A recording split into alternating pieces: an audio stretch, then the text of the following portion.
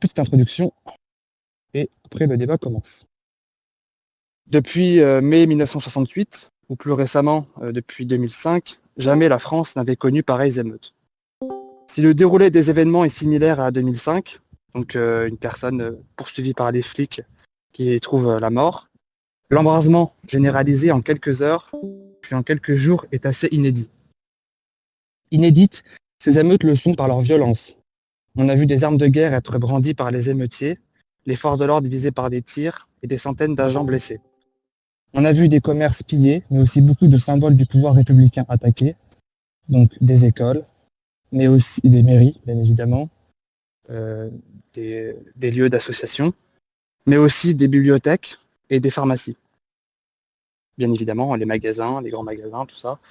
Encore plus préoccupant qu'en 2005, où les émeutes se sont concentrées dans les banlieues et certaines villes, on a vu les violences s'étendre à des zones pavillonnaires tranquilles, à des centres-villes paisibles, voire à des petits villages. Ainsi, des villes n'ayant jamais connu d'émeutes ont subi un déferlement de violences inouïes en l'espace de quelques heures, souvent le fait de bandes venant de quartiers voisins, voire parfois de plusieurs kilomètres. Montargis, par exemple, ville charmante inscrite au guide Michelin, a vu son centre-ville ravagé. Plus préoccupant encore, les 35 policiers et gendarmes, débordés et en manque d'effectifs, ont dû laisser faire les émeutiers jusqu'à 3 heures du matin, écrit le magazine Le Point. Ainsi, la ville, son maire et ses forces de l'ordre, et ses habitants, ont été abandonnés par l'État, à la merci de la barbarie quasiment toute la nuit. Plus de 80 magasins ont été pillés dans cette ville de seulement 14 000 habitants. Cette situation s'est reproduite dans plusieurs communes, on peut citer notamment La Haye-les-Roses. Le coût des émeutes aussi est assez impressionnant.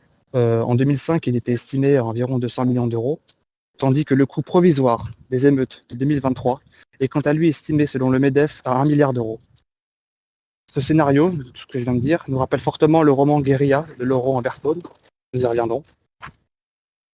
Dans ce débat, il ne sera pas question de revenir sur la légitimité du tir du policier, ni sur le casier judiciaire de la victime. Il s'agira plutôt d'analyser froidement ces nuits de violence afin de comprendre le mécanisme de la spirale infernale, d'étudier les causes sociologiques et ethniques de ces émeutes, d'en comprendre les facteurs et de proposer une sortie de crise propre à notre camp idéologique. Enfin, il s'agira en trame de fond de répondre à la question suivante. Sommes-nous déjà entrés dans la première étape de la guerre civile?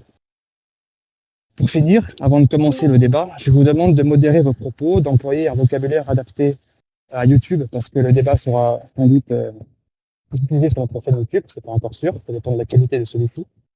Et enfin, de débattre dans le calme et de manière dépassionnée. Je sais que c'est difficile, mais il faut à tout prix débattre de manière dépassionnée. Bon débat. Alors, on commence par la première question. N'hésitez pas à prendre la parole. On va parler d'abord de guerre ethnique, guerre civile raciale, insurrection, sécession, émeute populaire, émeute anti-police, émeute contre l'injustice, etc. Comment on peut qualifier ces émeutes? Et déjà, est-ce qu'on peut faire un lien entre toutes ces émeutes? Est-ce qu'il n'y a pas des émeutes dans certaines parties de la France qui ont pris une autre tournure? On va se demander comment on peut qualifier ces émeutes. Tout d'abord, un point rapide sur l'identité des émeutiers. Même si en France, les statistiques ethniques sont interdites, on a déjà un premier chiffre, à savoir que 10% des 4000 interpellés sont des étrangers et les autres sont des Français, ce qui a fait dire au ministre de l'Intérieur que tous les interpellés étaient essentiellement des Français. Pour le coup, il a raison, 90% des interpellés étaient des Français.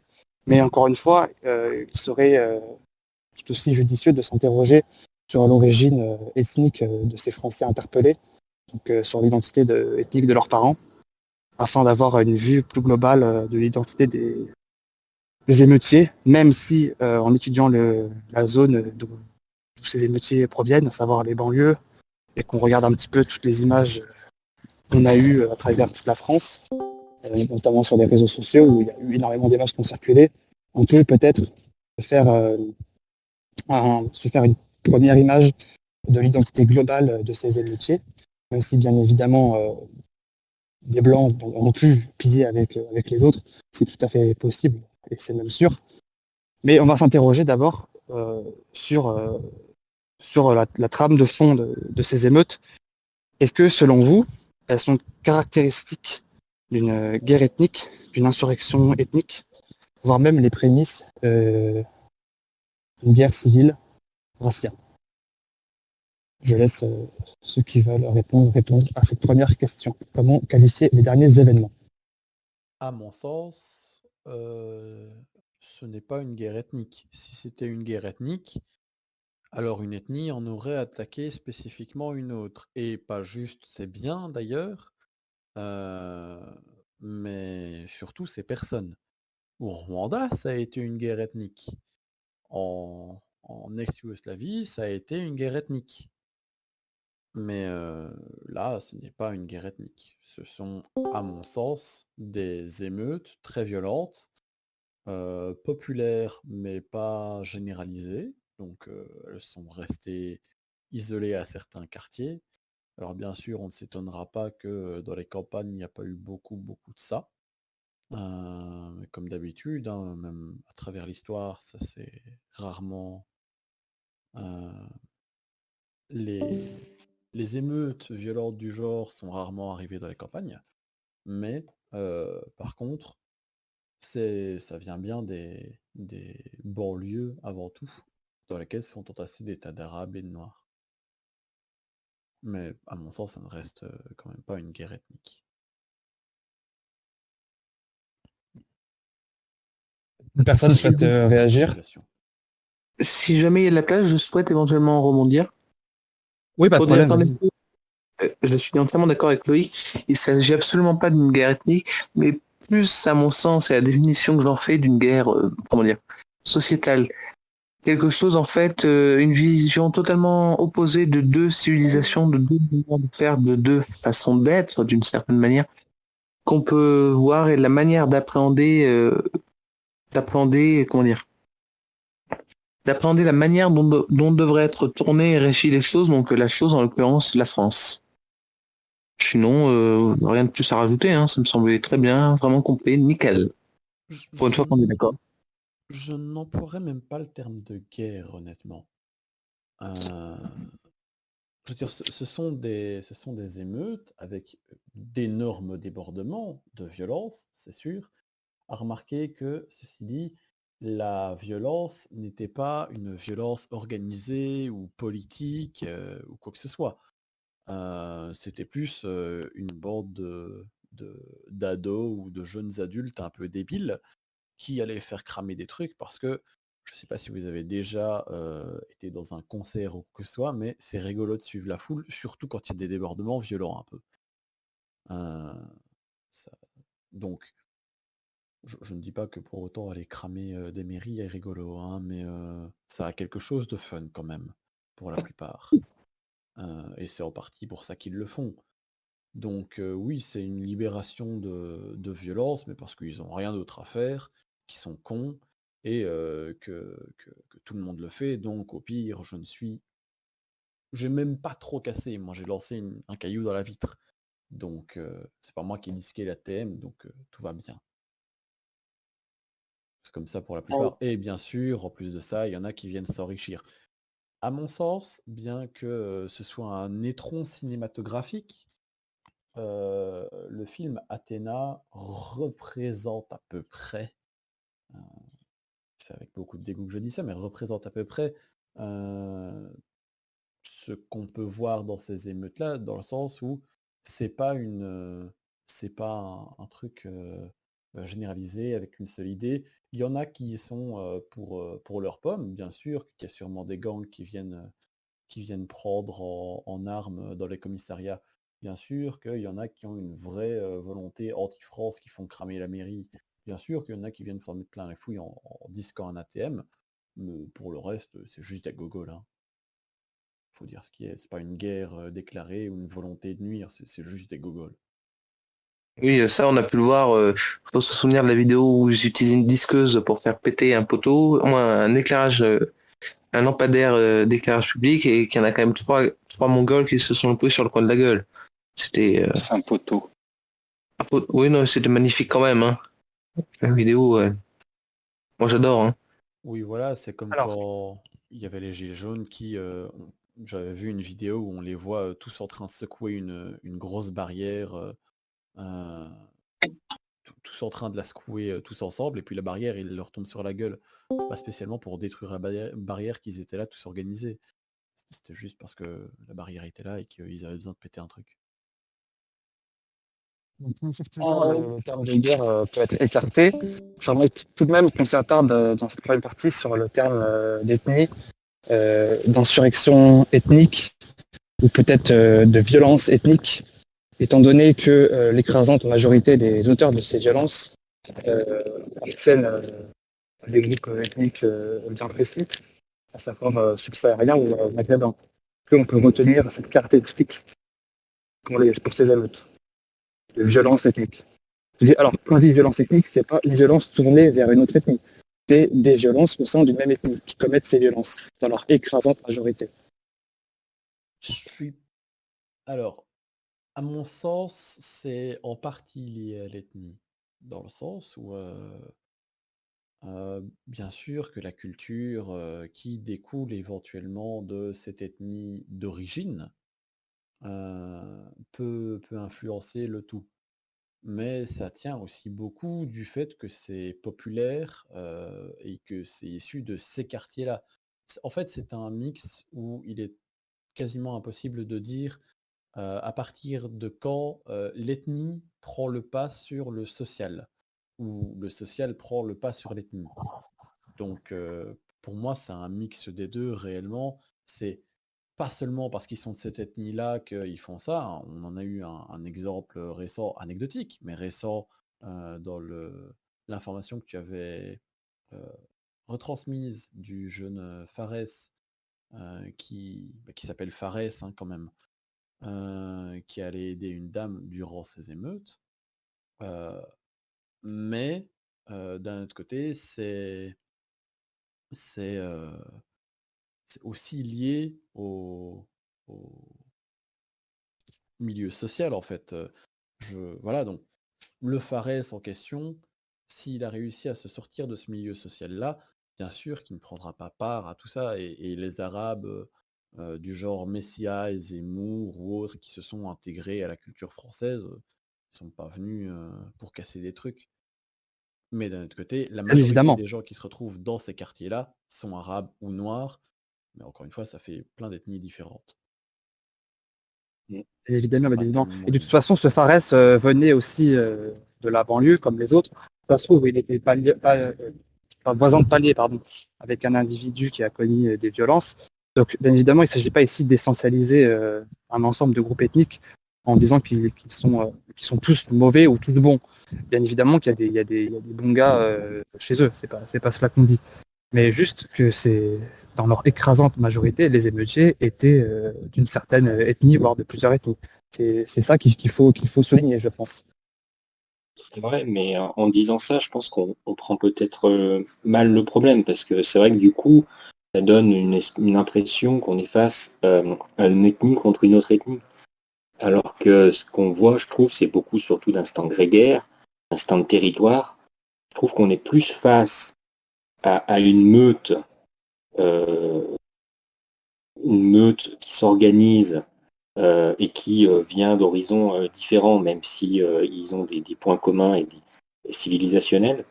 Et par contre, ce qui est sûr, c'est que leur razzia, parce que c'était des razzias, quand même se porte, et c'est une razzia qui a quand même une portée xénophobe, au sens où leur rejet, c'est l'autre, en grande partie le français et la France, quelle que soit l'origine du français d'ailleurs.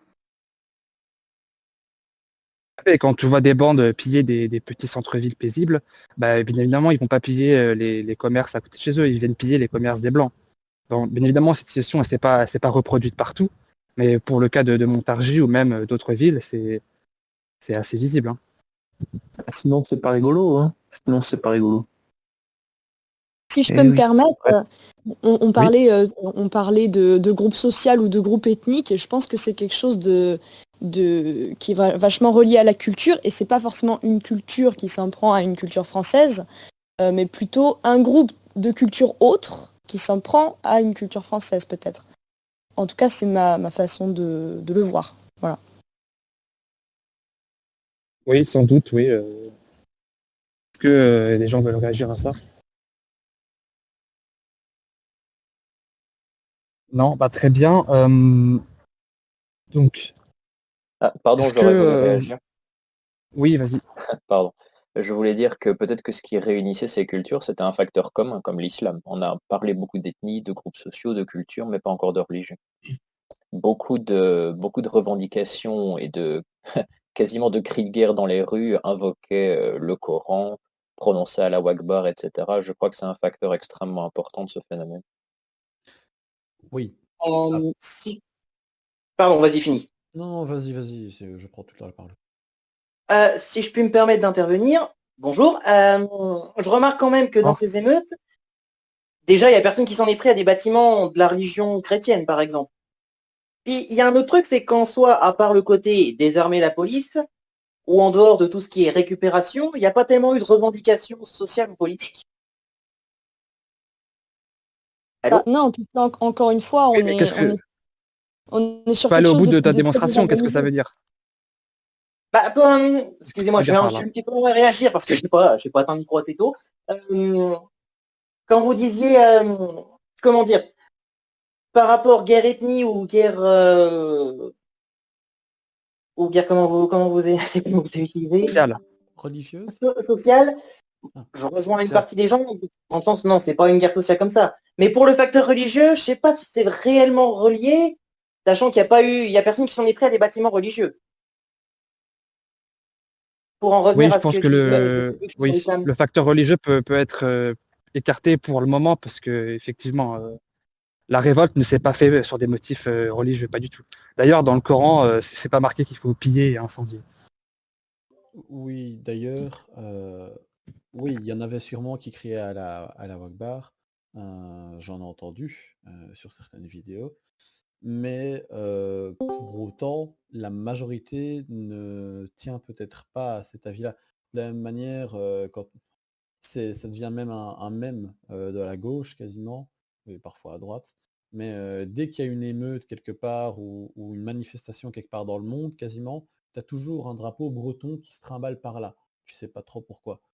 Ça ne veut pas forcément dire que la foule est bretonne ou pro-Bretagne. Ça veut juste dire qu'il y a des Bretons qui se sont ramenés avec leur drapeau dans le tas. Donc, Ah, je ne suis pas sûr que s'il y a un facteur commun à quasiment tous, c'est sûrement en partie l'islam, mais je ne suis pas sûr que ce soit le facteur qui les ait unis. Je ne suis pas sûr que ce soit au nom de l'islam ou parce qu'ils sont musulmans qu'ils ont fait ça. Bah, en tout cas, enfin, pour être plus clair, donc, je ne crois pas que c'est un facteur déclencheur, l'islam. Je ne crois pas qu'on soit face à un djihad, par exemple. Je ne pense pas que ça soit correct, mais effectivement, j'ai vu, enfin, on a tous vu, tellement de revendications qui invoquaient pas seulement des Allahu Akbar, mais qui invoquaient carrément le Coran. On a entendu par exemple, je ne sais pas moi, le Coran dit que si vous tuez l'un des nôtres, eh ben, on peut le faire aussi, ce genre de choses. C'est des paroles qui sont tout de même lourdes de sens et qui peuvent sonner comme des revendications. Et même si elles ne sont pas partagées par tous les émeutiers, évidemment, c'est difficile de plonger dans l'individualité d'une foule, hein, c'est assez antinomique. Mais oui, il y a certainement des éléments qui ont été des moteurs de ce genre. Oui, après, d'un autre côté, à quasiment chaque polémique à droite, tu as aussi des droitards plutôt religieux qui font un parallèle avec la religion chrétienne ou qui expliquent que bah, selon la religion chrétienne, on peut voir ça comme ça, etc. Pourtant, est-ce que tout le monde ici dans ce vocal, et ce n'est que dans ce vocal, se considère guerrier de la foi chrétienne? Ou se battant pour la foi chrétienne? Je ne suis pas sûr. Je ne vois pas la comparaison. Ce que je veux dire, c'est qu'il n'y a pas de, quand il y a pas d'émeutiers chrétiens. Il n'y a pas de foule qui disent ah, vous avez dérangé le Christ, vous avez insulté le Christ pour le millier de fois. Un TikToker a dansé en twerkant dans une église, personne n'a brûlé sa baraque. On a Non, égorgé, on a Non, on égorgé l'a menacé de des... mort aussi, mais Ah oui. Ouais, un type Et ou deux sur Internet. On est mais aussi allé venir lui casser la gueule et casser la gueule à des gens qui connaissaient, mais on va pas diverger sur ce débat-là. Moi, ce que je suis en train de dire, c'est pas parce qu'il y a eu des émeutiers chrétiens, c'est que à chaque polémique qui inclut la droite, où la droite se sent concernée, il y en a à droite qui ramènent leur vision de la droite chrétienne, mais qui n'unit pour autant pas tous les chrétiens. De la même manière, dans ces émeutes-ci, il y en a eu qui ont ramené leur vision islamique sur la chose. Bah, si vous voulez, l'islam cautionne nos actes parce que, c'est toute une rhétorique, c'est vrai, islamique, mais pour autant, ça ne veut pas dire que tout le monde dans ces émeutiers la cautionne, l'écoute ou en a quoi que ce soit à foutre. De la même manière que ici, quand il y en a qui expliquent qu'on ne devrait pas, allez, à tout hasard, mettre un baffle qui met de la musique, du reggae devant une église, et qu'on a un droitard qui casse la gueule à quelqu'un qui l'a fait, tout le monde à droite n'est pas derrière lui. Tout le monde de la droite chrétienne d'ailleurs n'est même pas derrière lui. Mais voilà, c'est la même chose à mon sens chez ces émeutiers-là. Je peux me tromper. Très bien. Alors, Je peux intervenir, John? sujet... Oui, vas-y. Moi, je reste pas toute la soirée, donc je dis juste ça 2 minutes. Moi, je pense que vous cherchez des réponses un peu trop compliquées. Je pense que vous oubliez tout ce qui est tous les facteurs psychologiques du genre effet de groupe. Je sais plus qui disait ils ont attaqué surtout des commerces de blancs. Non, ils n'ont pas attaqué que des commerces de blancs. Ils ont attaqué aussi leurs propres commerces, les commerces des quartiers. Et je pense que ça s'explique tout simplement, il y a pas fondamentalement toujours des raisons politiques, religieuses ou quoi. Il y a juste des raisons psychologiques. Il y a mon pote qui sort dans la rue le soir, je vais le rejoindre et puis je vais tout casser. Voilà. Et puis si je peux ramasser un téléphone, un appareil électroménager en même temps, bah allez, pourquoi pas. Je suis d'accord. Donc, d'accord. Oui, Je m'apprête à rebondir sur ce que vient de dire Rossix là, pour dire que oui, en fait, je suis plutôt d'accord avec lui. On cherche que ce soit des raisons ethniques ou religieuses ou autres. Je pense que c'est un peu un mélange de tout ça et le résultat du mélange, c'est que c'est assez unique au monde. Et en fait, ouais, je pense que c'est plutôt du côté de la psychologie des foules. Et ce genre d'études-là qu'on peut trouver les réponses, quoi. Comment dire, c'est des mécanismes communautaires et identitaires, mais qui se communautarisent à quelque chose, enfin un mélange qu'on voit qu'ici en France, quoi. je suis plutôt d'accord pour dire qu'il y a un mécanisme communautaire et identitaire dans cette affaire. Ça, c'est sûr. Et que cette émeute, elle a le visage de plein d'autres émeutes, comme celle de Los Angeles, comme celle de 2005. Ça reste, dans son caractère, une émeute. Ce qui nous choque, nous, en tant que Français, c'est, en tant que Français qui vivons dans une France contemporaine qui n'a pas connu beaucoup de violence, de violence récente, pardon. C'est le caractère soudain, très violent, qui nous choque. Et c'est ça qui nous choque dans cette histoire, c'est que ça a surgi comme ça tout d'un coup et que ça s'est répandu comme une traînée de poudre à travers toutes les banlieues et les villes de France. Et justement, sur cette question-là, on peut passer au deuxième sujet. Est-ce que ce type d'émeute, c'est-à-dire qui se répand comme une traînée de poudre suite à la mort accidentelle ou volontaire d'un jeune de banlieue, peut, dans les années, voire les décennies qui suivent, créer une déstabilisation globale de la société, voire un début de guerre civile? Qu'est-ce que vous en pensez? Parce que justement, pour revenir au roman Guérilla de Laurent Bertone, il fait débuter son roman dans une cité où les flics interviennent, ça se passe mal, un policier Il est entouré de jeunes, il tire, il en tue un, et la violence explose et se répand à travers toute la France en l'espace de quelques jours, laissant l'État totalement impuissant, parce que qu'on soit honnête, 45 000 policiers et gendarmes, c'est pas suffisant si pour gérer des émeutes dans tout le pays et dans toutes les villes de France. Donc est-ce que ce schéma peut se reproduire à l'avenir, de manière 10 fois plus puissante, et est-ce que ça peut être le début d'une guerre civile telle que décrite par Laurent Bertone? Alors moi, j'aimerais rebondir là-dessus. Personnellement, je pense que oui, parce qu'on est quand même dans un climat de tension et en fait, d'avoir un événement comme ça qui va lancer après un mouvement, des émeutes ou quoi que ce soit, c'est un événement qui va servir d'excuse parce qu'il y a énormément de tension et que c'est la soupape qui lâche en fait. Pour moi, c'est ça. Donc, s'il y a des événements clés comme ça, comme ce qui s'est passé avec ce policier, qui sont amenés à se reproduire dans le futur, ça peut totalement redéclencher, en tout cas pour moi, des actions similaires, oui. Voilà. À mon J'ai- sens, à mon sens, ce n'est pas annonciateur d'une guerre à venir ou d'une société qui va empirer, mais c'est révélateur d'une société qui a déjà empiré. C'est le symptôme d'une maladie, Tout à fait. pas son événement annonciateur. Donc, entre guillemets, c'est un gros rhume. Euh, Si on veut éviter la pneumonie, il faut commencer à intervenir. Euh, Je pense qu'il peut avoir une pneumonie. Une pneumonie. je pense qu'à force, oui, si on continue de laisser ça, voire d'augmenter le phénomène, il peut y avoir une pneumonie. Mais, mais elle ne va pas arriver toute seule. Ça, c'est un fait. Et il faut savoir ce qui déclenche ce phénomène pour pouvoir savoir ce qui l'augmentera ou ce qui, au contraire, l'amoindrira. À mon sens, c'est avant tout un problème d'ordre sociologique moins que ethnologique.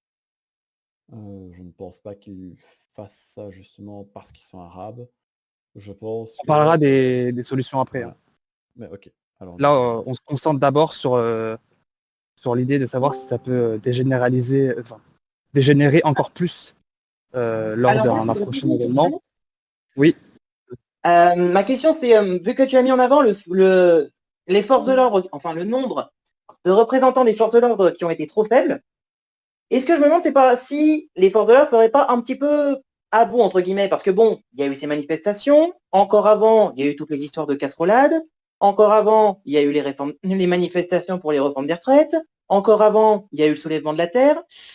Ça fait quand même beaucoup de trucs qui doivent enchaîner, les pauvres. Donc est-ce que les forces de l'ordre commencent pas, enfin j'ai envie de dire, ils sont humains, donc est-ce qu'il n'y aurait pas un petit côté épuisement, fatigue, Si, le fait qu'ils ont du mal à être réactifs? si, il y a de ça, mais le problème n'est même pas dans l'augmentation de la capacité des forces de l'ordre ou quoi. On avait eu un débat il y a quelques mois de cela avec John, un court débat, sur l'utilité des NAS et aussi sur l'utilité des motos. Euh, donc des unités de la Brave M, il me semble. En soi, la Brave M n'est pas mauvaise en soi. L'idée est mauvaise, c'est clair. Mais d'un autre côté, l'idée répond à des besoins actuels. Mais les besoins actuels ont été créés par le gouvernement en place. C'est parce que le gouvernement en place a créé la situation des Gilets jaunes, puis la situation des casserolades, puis la situation... euh, alors, c'est pas ce gouvernement-ci qui a créé cette situation-ci, mais c'est parce que le gouvernement a créé plusieurs situations avant que maintenant ils sont réellement, pour beaucoup, à bout de force parce qu'ils doivent tout le temps intervenir sur des gros trucs, que c'est arrivé de nombreuses fois ces dernières années et que ça continue d'arriver. alors si je peux me permettre, le sujet des forces de l'ordre est très intéressant, mais ça rentre pas dans notre débat, ou alors ça rentre de la manière suivante. Est-ce que, je crois qu'on peut mobiliser en France jusqu'à à peu près 100 000, 110 000 policiers et gendarmes, est-ce que 100 000 ou 110 000 policiers et gendarmes peuvent tenir ce pays en place si nous assistons à des événements similaires, mais x2, x5 ou x10 dans toutes les grandes villes de France. Ça, la vraie question. Parce que s'ils peuvent pas tenir, bah, tout s'effondre. Et c'est justement le roman de Laurent Berton, Guérilla. Ou même parce que il faut savoir un truc, il y a des petits commissariats dans des petites villes qui ont, comme à Montargis, des effectifs compris entre 30 ou 40 policiers, voire moins parfois. Et peut-être une caserne de gendarmes mobiles. Pour pouvoir amener des renforts, il faut passer par toute une chaîne de transmission de commandement. Et dans le cas où cette chaîne est surchargée et où on ne sait plus où donner de la tête parce que ça pète partout, et ben, c'est l'effondrement généralisé en fait. Et j'aimerais savoir si vous partagez cette vision.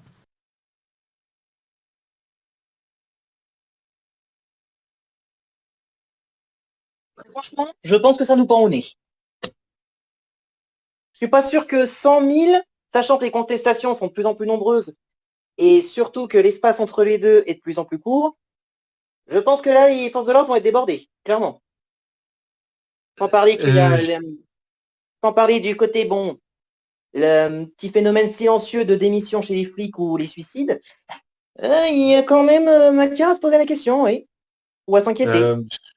Pardon, j'aimerais ajouter justement à ce qu'il vient de proposer.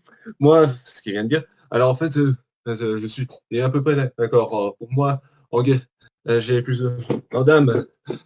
Je crains que ça ne risque pas à changer la situation en vue de de l'accès judiciaire où en fait des délinquants et des criminels elles sont relâchés après interpellation et après la garde à vue. Certains ne sont réduits qu'à des mois, voire un semestre de prison sursis au moins. Ben, il y a de quoi pour les gendarmes de craquer et voire de démissionner. Et D'accord, je vois. Donc, il y aurait non seulement un risque de ne pas pouvoir répondre aux demandes des maires des petites villes de renfort, mais aussi un risque de démission au moment du pic des violences de la part de plusieurs policiers et gendarmes qui préféreront aller défendre leur famille et leur ville que l'institution de la police lorsqu'ils verront que le vent commencera à tourner et que l'effondrement sera inévitable.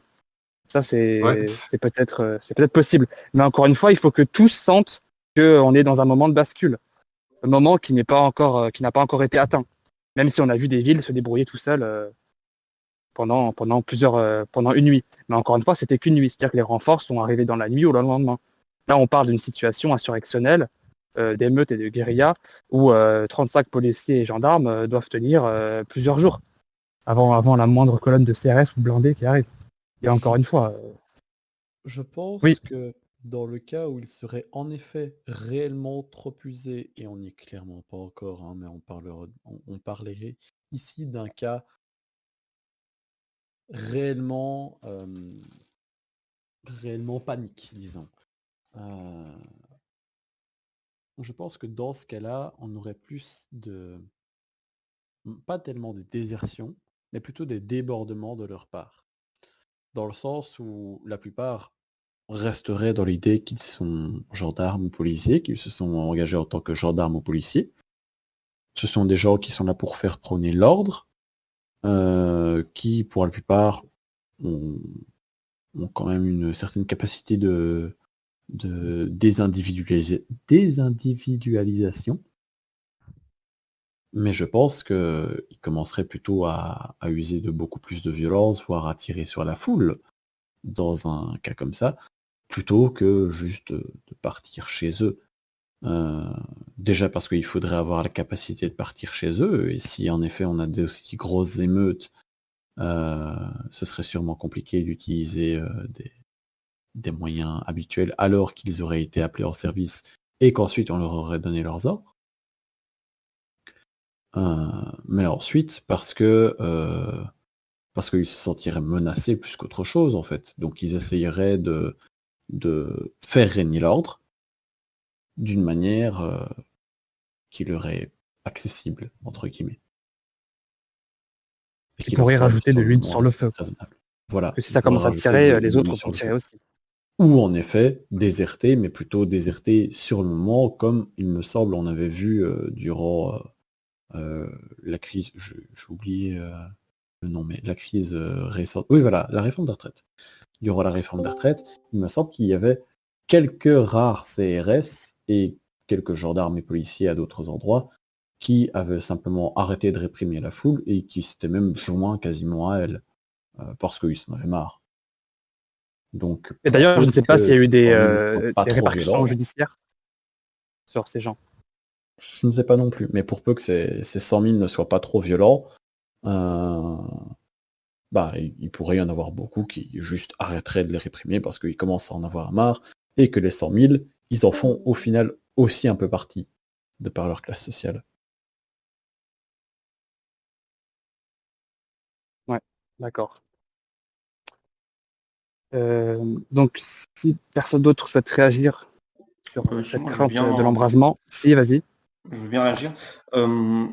J'entends parler d'effondrement ou de point de bascule, mais malheureusement pour moi, en fait, je pense qu'on est trop impatient et que les évolutions de l'histoire sont beaucoup plus lentes que ce qu'on espère, entre guillemets. C'est-à-dire que je pense que la situation va continuer à se dégrader. Ça va être de pire en pire, ça va être de plus en plus difficile, mais c'est des phénomènes qui sont lents, quoi.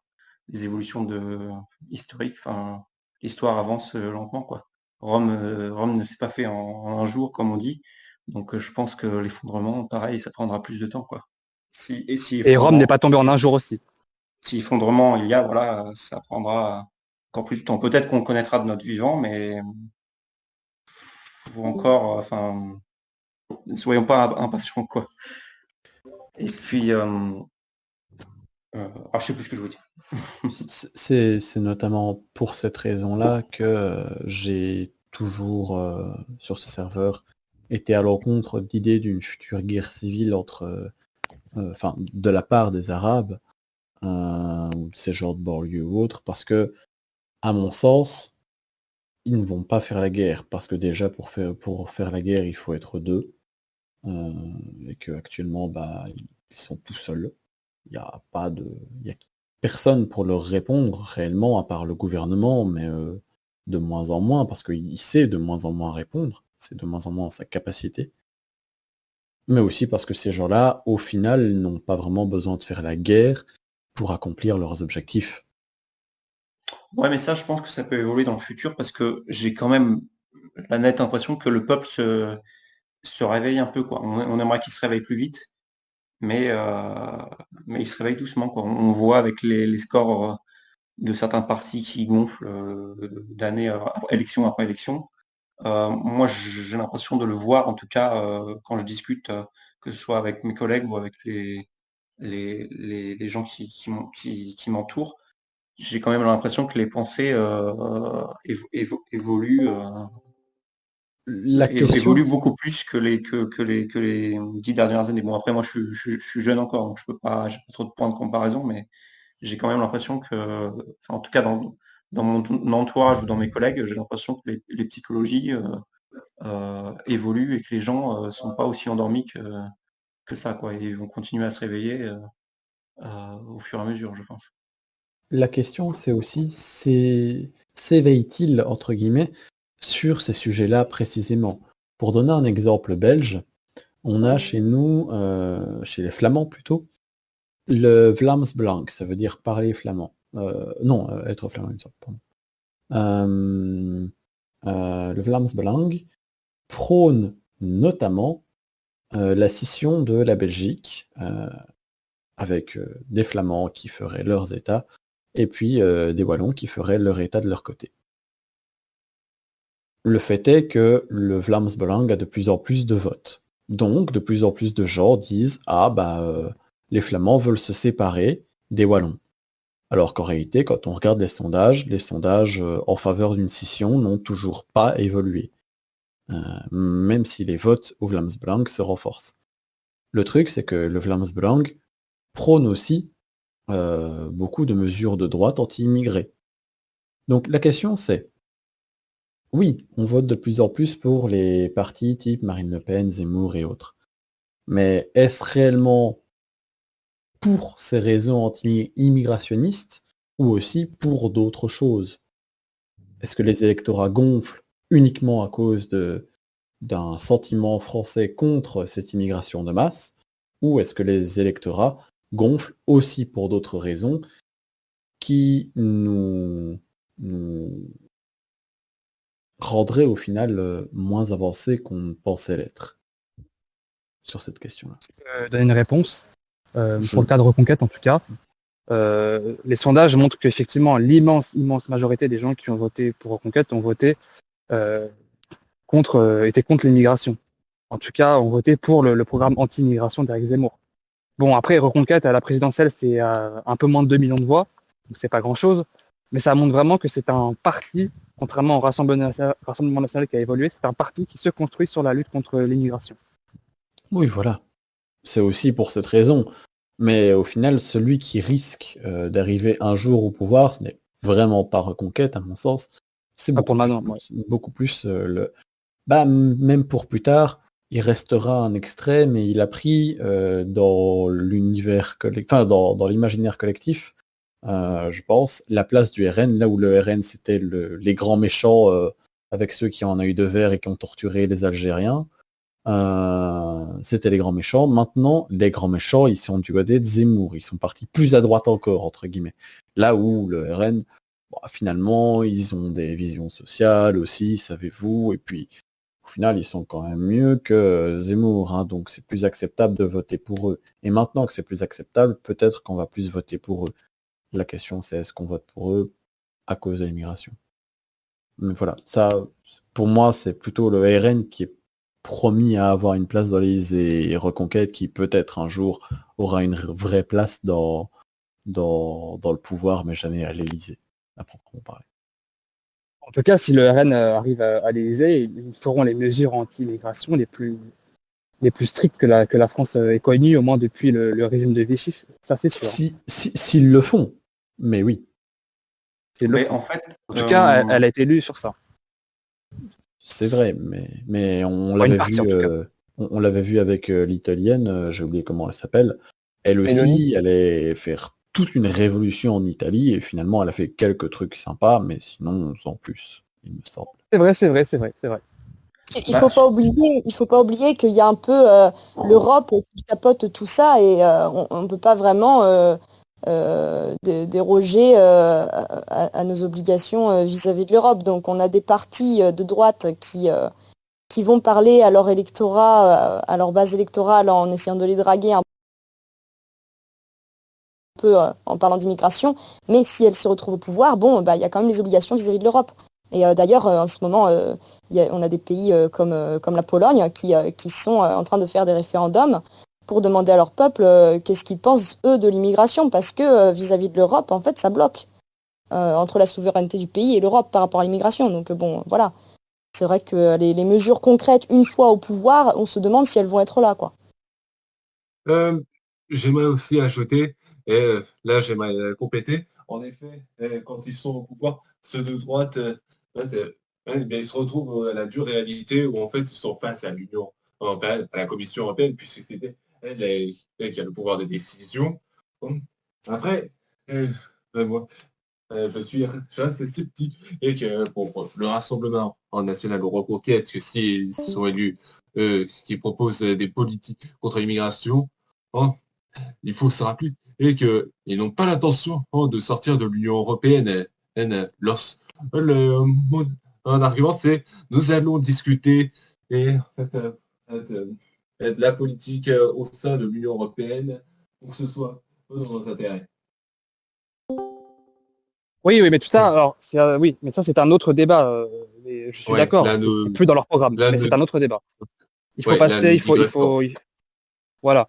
Donc il faut passer, parce qu'on a encore pas mal de sujets à traiter, il faut passer à la troisième partie. Donc comment notre camp politique, donc la droite nationale, doit-il réagir parce que il y a une partie de la droite dite droite de gouvernement, donc ça va de LR à Reconquête, qui soutiennent l'État, qui soutiennent le gouvernement en place, le régime en place, et qui disent tous attaquer des mairies, brûler les symboles du pouvoir, c'est affreux, c'est terrible, donc ce sont des régimistes qui soutiennent le régime en place, tandis qu'il y a une partie de la droite qui n'est pas la droite du gouvernement, qui est la droite un peu plus sombre, quoi, ce qu'on pourrait qualifier d'ultra-droite, qui dit c'est bien qu'ils crament tout, qu'ils laissent brûler, et comme ça, sur les bases fumantes de la Ve République, on établit un nouvel ordre, un nouveau régime qui pourrait nous correspondre un peu plus.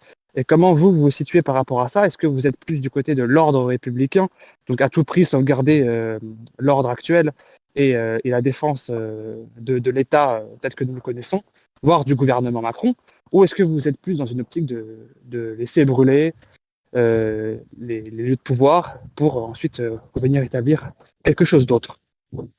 Je pense que, comme je l'avais dit, c'est une émeute, pas une guerre ni quoi que ce soit. Donc ça va prendre fin comme ça a pris son début, comme ça a été le cas du côté de BLM. L'État ne va pas s'effondrer pour ça. Le seul truc qui sera fumant, c'est à peu près l'étron qui aura été laissé dans les rues, concrètement. Donc non, il faut pas laisser faire ça. Parce que si même on était dans une politique accélérationniste où on se dit tant mieux qu'ils brûlent la France, nous la rebâtirons mieux. Encore faut-il la rebâtir, mais si même on était dans cette optique-là, ils vont pas détruire la France, ils vont cramer des mairies, des écoles, rendre le problème pire encore, écouter à l'État. Ça ne va rien améliorer. Oui, j'étais essentiellement dans le domaine de l'hypothétique, bien évidemment, mais comment vous voyez la situation dans le domaine de l'hypothétique? Est-ce que vous êtes favorable à ce que je viens de dire, c'est-à-dire à ces deux visions qui s'opposent? Et comment vous vous positionnez par rapport à ça? Là, on est dans l'ordre de l'hypothétique, bien évidemment. Je pense que la situation est en train de maîtriser. Je pense qu'il faut toujours défendre ce qu'on a encore. Et pas essayer d'en laisser plus à l'autre, histoire que peut-être un jour on revienne en grande pompe. Parce que si on accélère en effet la dégringolade, premièrement, on ne pourra même pas dire qu'on a essayé de la prévenir. Nos enfants, amis et autres la subiront, et tout ce qu'on pourra leur dire, c'est « Oui, j'étais pour cette misère, j'étais favorable à cette misère, je la voulais. »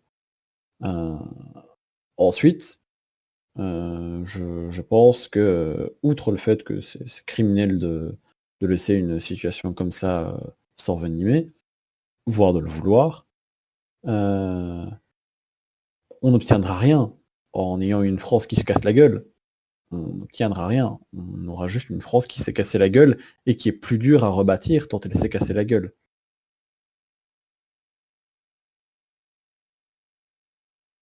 Il y avait Bien, si quelqu'un personne ne veut réagir.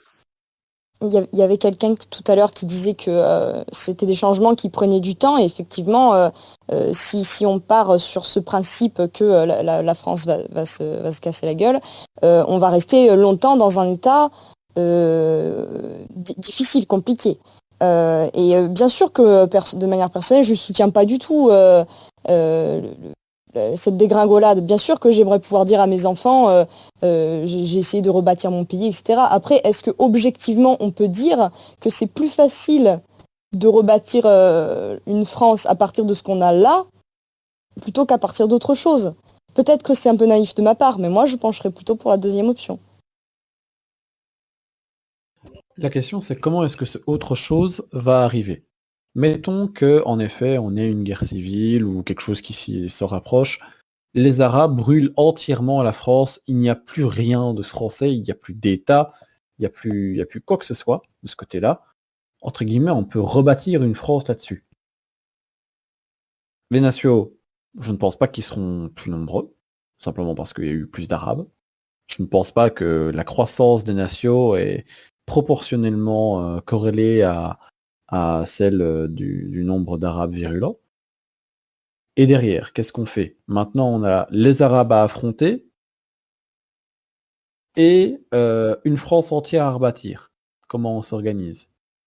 En n'étant pas plus nombreux. Moins nombreux que les forces de l'ordre et que le gouvernement, et avec moins de puissance d'ailleurs. D'accord, je vois. C'est sur ce dernier point que je suis pas tout à fait d'accord. Moins nombreux, je pense pas qu'on soit moins nombreux. Je pense qu'on sera peut-être plus nombreux à l'avenir. Parce que tout à l'heure, je parlais des changements de mentalité.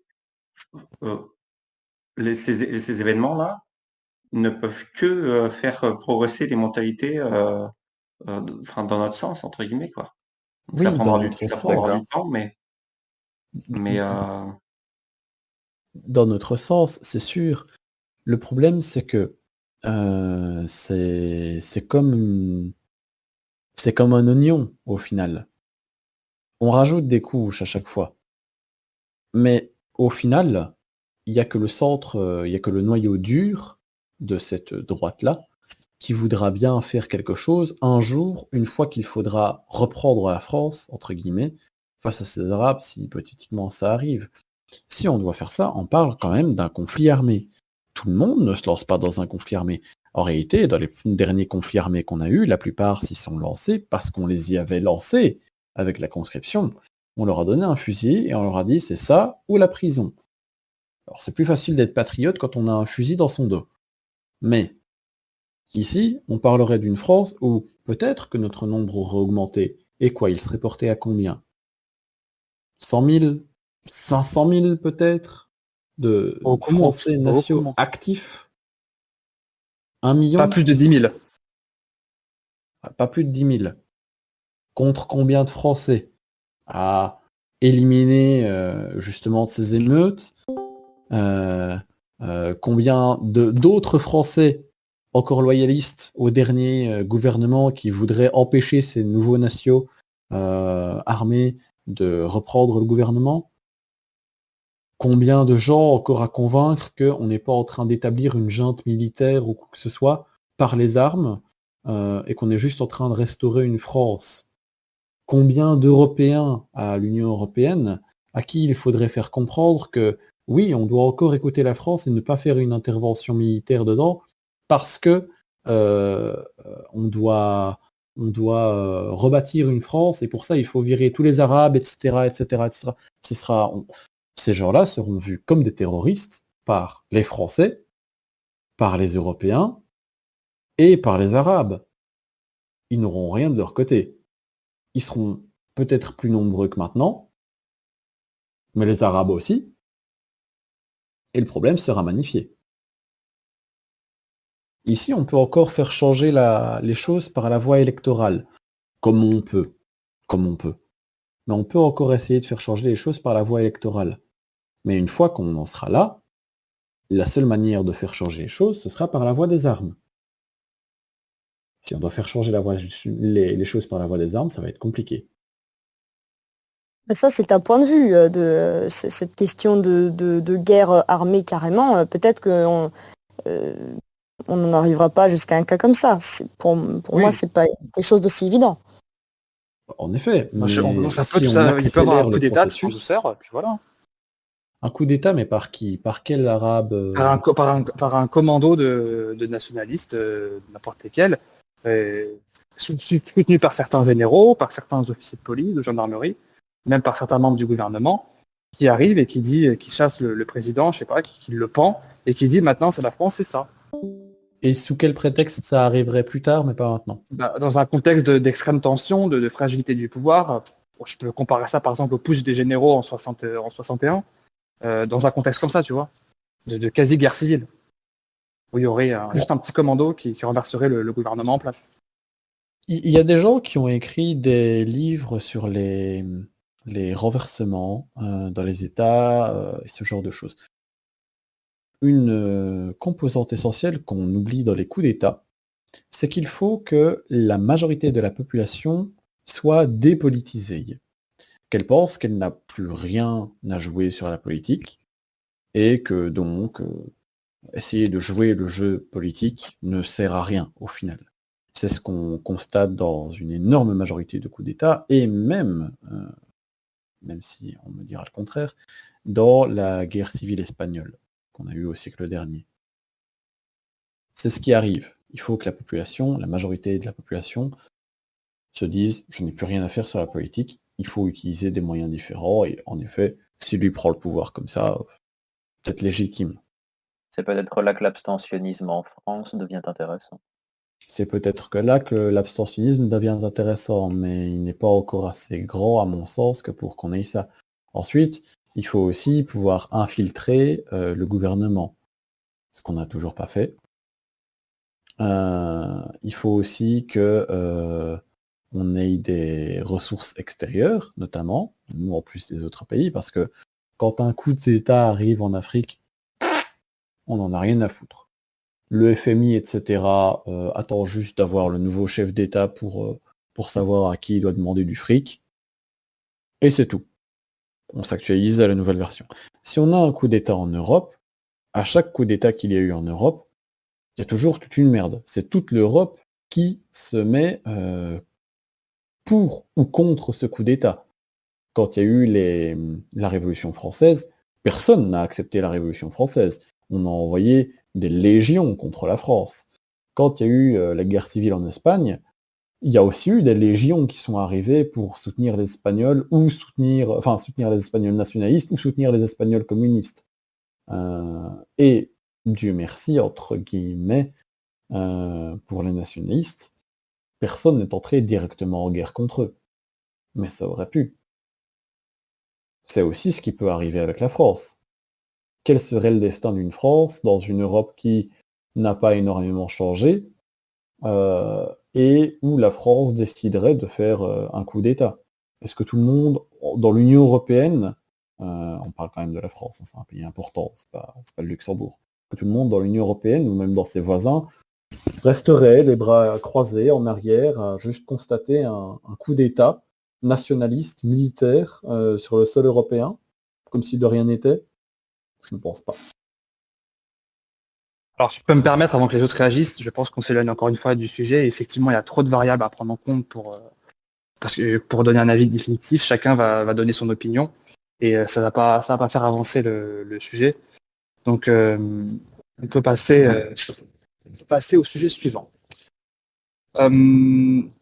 Les émeutes ont montré la nécessité pour les Français de se défendre, en tout cas pour ceux qui vivent dans les banlieues concernées. Je parle bien évidemment des Français d'origine étrangère aussi, de défendre leur commerce, de défendre leurs biens, leurs voitures. Et là, je voudrais plutôt parler des autochtones, même si bien évidemment certains Français d'origine étrangère sont concernés. Comment se défendre dans le futur si justement on assiste à une émeute 5 fois, voire 10 fois plus violente que celle d'il y a quelques jours? Parce que ça va sans doute arriver, on a déjà évoqué cette situation. Comment vous, en tant que Français, vous voyez l'avenir si un événement pareil se produit? Est-ce que vous envisagez de fuir hors des grandes villes qui vont brûler, ou au contraire, vous souhaitez continuer la lutte là où vous êtes, c'est-à-dire dans vos quartiers, dans vos maisons, et ne pas céder un seul bout de votre territoire, de vos biens, de vos entreprises aux émeutiers?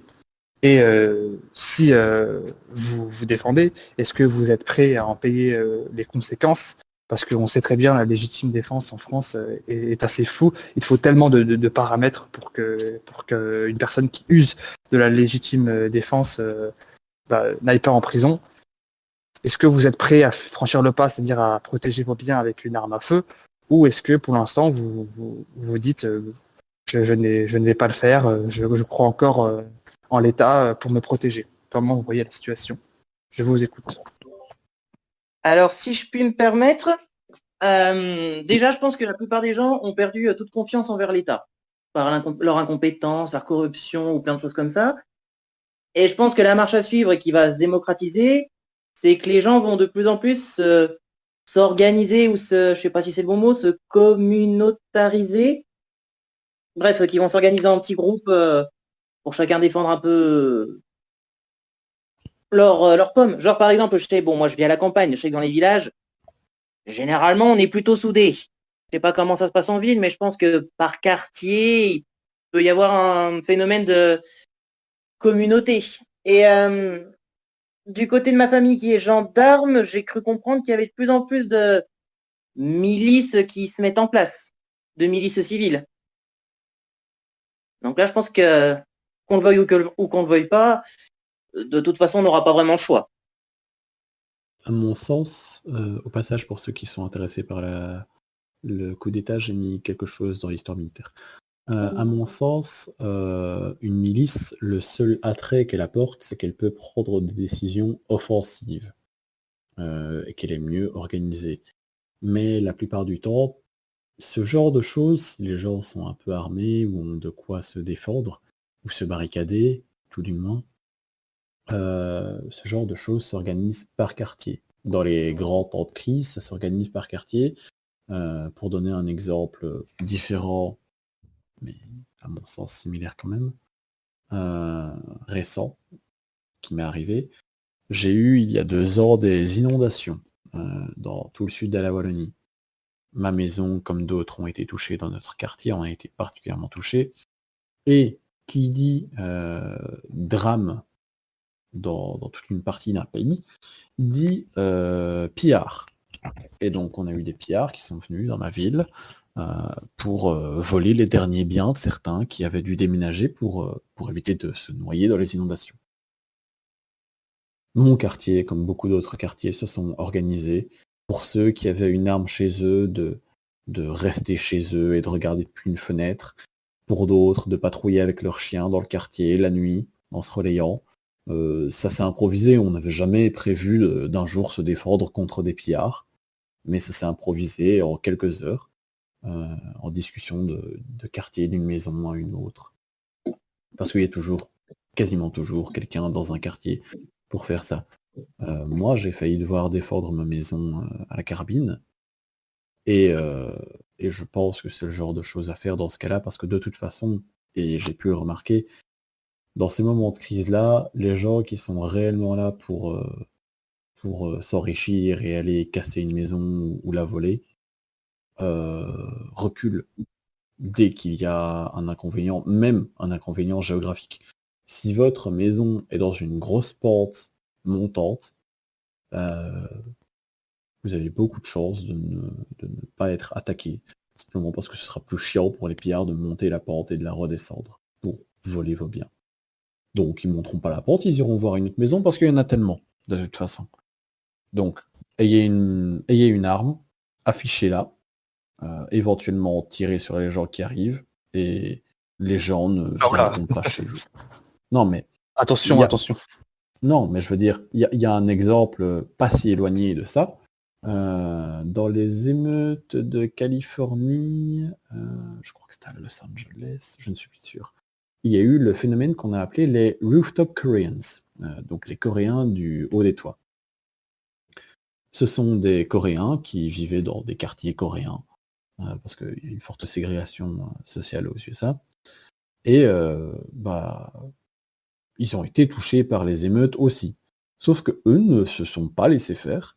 Ils ont sorti leurs armes, pour beaucoup. Que ce soit un Colt ou carrément une carabine ou un fusil d'assaut. Ils sont allés se coordonner avec des radios, rapidement, ça s'est organisé sur le moment, se mettre sur des toits. Et au début, certains ont essayé de les attaquer, et en moins d'un jour, quasiment plus personne ne venait dans les quartiers coréens, parce qu'on savait que si on y venait avec l'intention de détruire ou quoi que ce soit, ou en étant armé, on risquait de se faire tirer dessus. Il y avait quelques tirs de sommation et puis des tirs réels. Alors, dans ces moments-là, quand vous êtes juste un pillard opportuniste, vous ne venez pas faire chier les gens qui peuvent se défendre. Je peux rajouter 2 choses sur les Korean Rooftop. Je connais un tout petit peu le sujet. La plupart des hommes coréens étaient des anciens vétérans de la guerre de Corée, donc ils avaient une maîtrise de l'arme militaire. Et deuxièmement, la légitime défense aux États-Unis n'a strictement rien à voir avec la légitime défense française, et l'accès aux armes aussi n'a rien à voir. Dans le cas français, est-ce qu'on peut envisager une situation similaire? Peut-être en cas d'effondrement global, mais en cas de ce que nous avons connu il y a quelques jours, ça me semble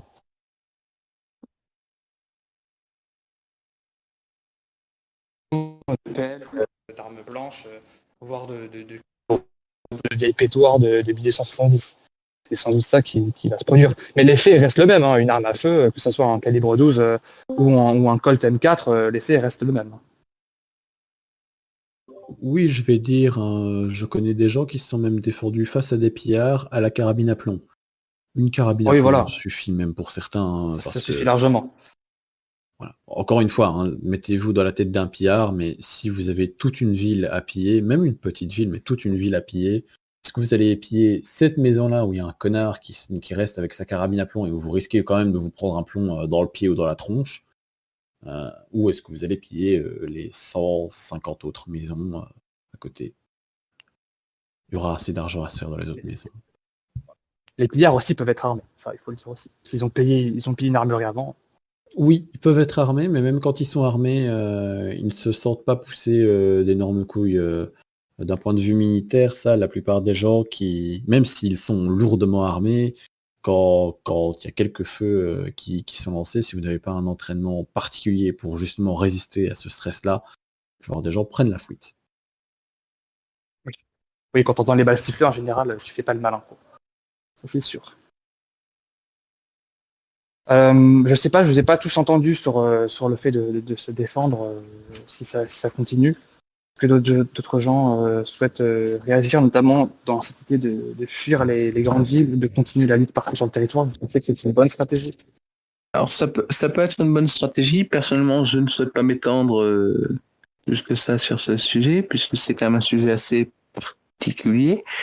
Et je tiens aussi à rappeler que il y a quelques mois, existait encore une collecte de la part de l'État pour récupérer les armes à feu des aïeux, globalement, hein, de nos anciens, dans lesquels on n'était pas puni si on les ramené.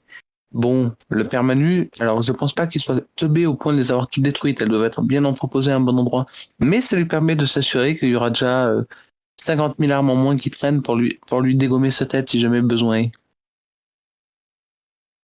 Oui, tu fais bien de soulever cette question. Il faut aussi, parallèlement à ça, dire que l'État fait tout pour restreindre le droit au port d'armes en France, en tout cas à la détention d'armes, via de nouvelles légiférations qui arrivent tous les ans, venant du droit des ministres.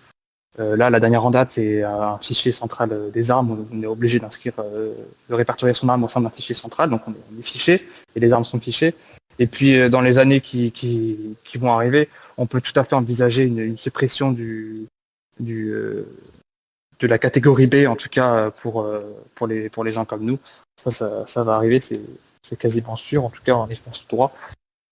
Bon, ça n'empêche qu'on est parmi les pays les plus armés au monde, je crois, avec plus de 30 armes pour 100 habitants, je crois, c'est le chiffre. Mais encore une fois, ce ne sont pas toutes les armes légales. Alors, on passe à la suite. On va évoquer cette fois-ci un sujet similaire. C'est l'ultra-violence. On a assisté à des événements, bien évidemment, d'ultra-violence. Moi, je pense aux 2 policiers en civil qui ont été reconnus par des émeutiers à Marseille, qui ont été passés à tabac. On voit un policier en civil à terre, dans le coma, et un monsieur qui lui dit, voilà, les Arabes, maintenant on fait comme ça. C'est chez nous ici.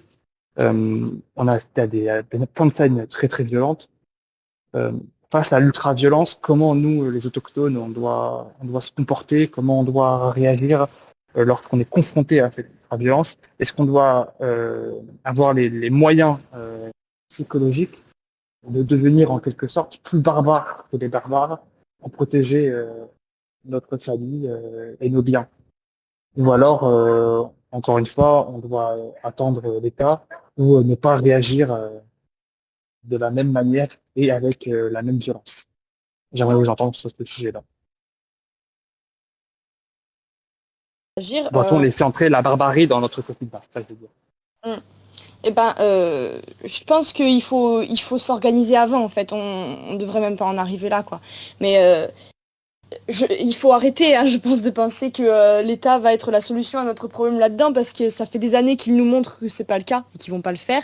Et si c'est en pire, ils vont encore moins se manifester, c'est évident. Donc moi je prône l'organisation, qu'on appelle ça du communautarisme ou comme vous voulez, mais il faut vraiment agir en amont et être dans la prévision de ce genre de cas. Pour pas que ça arrive sur le coup, quoi. C'est sûr que quand on y pense, la réponse n'est pas de se comporter comme des sauvages face à ces sauvages, mais c'est plutôt de constituer des communautés enracinées qui, elles, seront difficilement attaquables parce que nombreuses et disséminées, et de vivre là-bas en paix relative, disons. Mais encore une fois, l'ultra-violence, elle ne survient pas forcément en climat d'émeute, elle peut survenir au quotidien. Regardez le chauffeur de Bayonne qui a été massacré par une bande d'individus. Et des cas comme ça, il y en a des dizaines. Euh, Comment nous, on peut réagir si, par exemple, on regarde, on voit que notre femme ou notre fille ou notre fils s'est fait massacrer. Est-ce qu'il faut réagir en barbare dans ce climat ultra-violence ou au contraire, il faut tempériser? C'est ça aussi le sujet. Bah, Je en pense fait, pas. Vas-y. merci. Bon, en fait, on est vraiment face à deux choix si on est confronté à cette extrême violence. Soit on réagit, soit on patiente et on attend, on espère que l'État, c'est-à-dire la police, fera quelque chose. Mais dans les deux cas, on va payer un prix. Parce que on sera forcément en porte-à-faux vis-à-vis de l'État si on se défend de manière violente, ce qui est la seule manière de se défendre face à l'extrême violence. On ne pourra pas convaincre un émeutier ou un agresseur d'arrêter d'agresser ceux qu'on aime. Donc il faudra forcément répondre par l'ultra-violence également, mais on devra donc assumer d'être en porte-à-faux vis-à-vis de l'État et assumer que l'État n'est pas de notre côté. Et si on attend, qu'on laisse l'État agir, eh bien il faudra assumer de ne pas avoir agi, justement. Il faudra assumer d'avoir laissé l'un de nos proches se faire massacrer en patientant. Donc je crois que tout dépend de ce qu'on est prêt à accepter. Et là, bah, disons que ce n'est pas le moment de fanfaronner en disant: «Ah moi je suis sûr que je défendrai bec et ongles mes proches, contre une horde de barbares». Bah, voilà, chacun se retrouvera seul face à sa confiance, face à sa conscience et face à ses moyens et devra faire avec. Je pense que dans le cas où on redoute un jour de voir des violences se produire sous nos yeux, le mieux c'est de commencer à se préparer, d'aller dans des clubs d'arts martiaux et éventuellement, si on veut être prévoyant et qu'on envisage de le faire, se balader avec du Serflex sur soi. Pour le moment venu, éventuellement, procéder à une arrestation civile, ce qui est parfaitement légal et défendable devant un tribunal. Et même dans notre France de nos jours, on vous emmerdera rarement si vous avez uniquement fait une arrestation civile. Renseignez-vous sur comment ça marche, renseignez-vous sur ce dont vous avez l'usage de la force auquel vous avez droit. Et éventuellement, si vous voyez quelqu'un se faire agresser, aidez cette personne, protégez cette personne, arrêtez son agresseur, appelez la police. Sachez juste aussi que la plupart des gens attendent de voir un premier geste pour agir. Il y a beaucoup plus de gens, la plupart restent immobiles tant que rien ne se passe. Tant que personne n'agit contre une agression. Mais dès lors que quelqu'un agit contre une agression, plus de gens se rajoutent justement à cette personne qui défend la victime. N'oubliez pas le facteur nombre. Qu'est-ce que tu veux dire par là, Axe?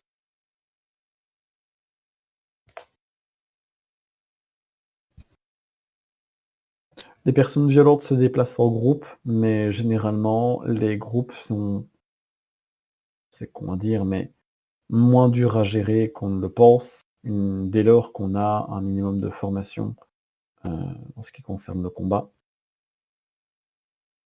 Surtout, encore une fois, on peut essayer de se déplacer soi-même en groupe et toujours évaluer la situation sur laquelle on intervient. En effet, c'est 5 types qui en tabassent un et qui sont armés. Sauf si vous vous sentez réellement assez fort, n'intervenez peut-être pas, ou allez demander de l'aide avant. Mais si vous êtes en groupe et que vous voyez un autre groupe attaquer, sachez éventuellement être responsable et faire un devoir citoyen ou patriote.